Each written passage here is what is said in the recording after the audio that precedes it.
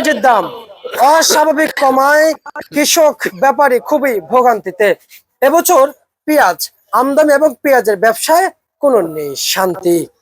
ব্যাপারীরা কৃষকরা জানিয়েছেন উৎপাদন খরচ বেশি এবং স্বাধীনতার পরেও এসেও আজ পর্যন্ত 54 বছর পার হলেও কোনো কৃষকদের নেই উন্নতি, নেই কৃষকদের ন্যায্য দাম পাওয়ার আশাও।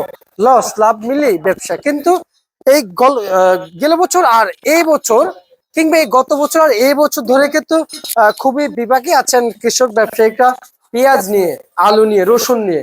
এ বিষয়ে আর কিছু জানবো। আসসালামু আলাইকুম। ওয়ালাইকুম সালাম ভাই, কেমন আছেন? আছি ভাই। কৃষকের আর ভাই সালামালকে জিজ্ঞাসা করে কৃষকের যে পরিস্থিতি তাতে আর অনেক বুঝতেই পড়ে গেছে। আর না একবার এইভাবে আপনারা বলতে পারেন, মানে এত নির্মম অবস্থা, এত নিম্ন অবস্থা হইলে আর কি করা যাবে? এখন তো আমাকে কোনো বাঁচার হাল নাই। বাঁচার হাল নাই? না, বাঁচার কোনো হালই নাই। যে অবস্থা কৃষকের যেই অবস্থা তাতে বাঁচার কোনো হাল নাই। আচ্ছা, তো বাঁচার যদি হাল না থাকে, পুরুষ বাঁচে তো নিজের ফ্যামিলির জন্য। আপনি পেঁয়াজের ব্যবসা লস খেয়ে বলতেছেন বাঁচার কোনো হাল নাই, তাহলে হয়? এই যে ইদাইছে মনে করেন কৃষকে বাল বাচ্চা যাই আছে, তারা কিন্তু কাপড় চোপড় কিনবো, তাদের পোলাপানো তো আশা করে, গরিবের পোলাপানো আশা করে, ধনী লোকের তো আশা করে, গরিবের পোলাপানো আরো বেশি আশা করে। তাদের যদি বস্ত্র না দিতে পারে, এই সরকার কি যে সবার বস্ত্র দিয়ে দিবে না? এই হলো কথা এখন। মানে আচ্ছা, তার মানে আপনারা কৃষকরা সরকার থেকে খুব একটা আঘাত পেয়েছেন? আঘাত পেয়েছি, হ্যাঁ। সার বিষ কীটনাশকের দিক দিয়ে একটা আঘাত পেয়েছি। সব জিনিস বেশি মোকাবেলে পেঁয়াজের দাম কম। আচ্ছা, কৃষক কিভাবে বাঁচবে বলেন? কিভাবে একটা শার্ট কিনে দেবে, কিভাবে একটা জামা কিনে দেবে, কিভাবে একটা কিছু কিনে দিবে? আচ্ছা, যাদের ছেলেপেলে মনে করেন যাদের বিদেশে আছে, তাদের মনে করেন ছেলেপেলের তার মা বাপ কিছু পড়তে পারবে। আর যাদের মনে করেন বিদেশে কৃষক শ্রমিক যারা, তাদের মনে করেন কোনো বস্ত্রহীন এই বছর পোলাপান্ডে দিতে পারবে না। আচ্ছা, একটু জানতে চাইবো আপনার কাছ থেকে। যেমন আপনি তো বলেছেন যে আসলে আমাদের ছেলে সন্তান কিংবা আমাদের এই পণ্য দিয়ে আমাদের সব চলে, কিন্তু স্বাধীনতার পর আজকে পর্যন্ত কোন সরকার উৎপাদন খরচ কমাইছে? সার বিষ কীটনাশক আপনাদেরকে দিয়েছে? সরকারের যে কৃষি মন্ত্রণালয়ের যে কর্মকর্তাগুলো আছে, সেটা কি আপনাদের কাছে গিয়েছে? একটু জানাবেন। না, এগুলি দেয় নাই ভাই। কয় শুধু কয় বলে এটা কমাবো, ওইটা কমাবো, কিন্তু হাল খেতে গেলে দেখা যায় যে এটি কমাইবো না, এটি কম কিনা যায় না। এগুলি হালে গেলে দেখা গেছে এগুলি কমায় না। এগুলি তারা বলতেই থাকে যে এটা কমাইবো, ওটা কমাবো, আসলে কিনতে গেলে যাই হোগা কোনো অংশেই কম নাই। কৃষকের এই অবস্থায় আছে, কৃষকের হাতে মিথ্যা ছলনা অভিনয় করে। এই কথা, এটা কমাবো, ওইটা কমাবো, লাস্টে যায় কিছুই কমায় না।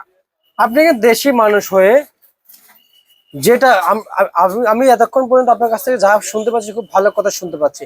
আশা করি আপনি এখানেও কথা ঘুরাবেন না। দেশি পণ্য সবচেয়ে ভালো না ইন্ডিয়ান পণ্য ভালো? যে এলসি ভালো না দেশি হালি পেঁয়াজ? দেশি পেঁয়াজ ভালো ভাই। এমটি খায়নি, এমটি খাইলো যখন না থাকে, দেশি যখন না থাকে তখন অভাব বন্টন হইলে এমটি খায়। আর যখন অভাব বন্টন না হয়, দেশি পেঁয়াজ তো মজা ভালো, খেতে ভালো, সব দিকেই ভালো। আচ্ছা, কিন্তু তাহলে এবার আপনার কাছে আমার প্রশ্ন, আমরা কি এতই মানে নির্ভরশীল হয়ে যায় ভারতের উপরে যে আমাদের দেশি পেঁয়াজ আমরা খাচ্ছি না, ইন্ডিয়ান পেঁয়াজ আমরা খাচ্ছি? ইন্ডিয়ান পেঁয়াজের ভিতরে কি এমন আছে?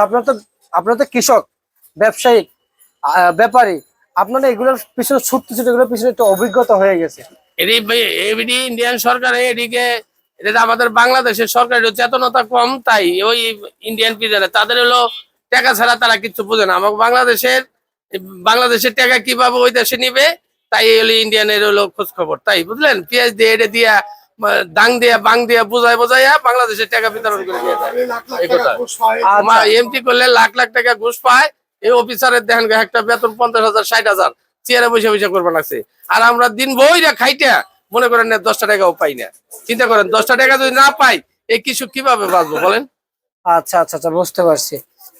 একটু জানতে চাই, যদি আজকের বাজার, এখন তো এলসি নাই, আজকের বাজার এলসি থাকতো, তাহলে এই পেঁয়াজের বাজার কোথায় দাঁড়াইতো?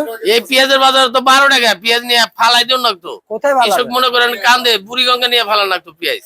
আচ্ছা আচ্ছা, এই 12 টাকা পেঁয়াজ বেচলে কি পেঁয়াজের 10 টাকা 12 টাকা বেচন লাগতো? পেঁয়াজ ফালাই দিত, গাঙ্গে ফালাইতো।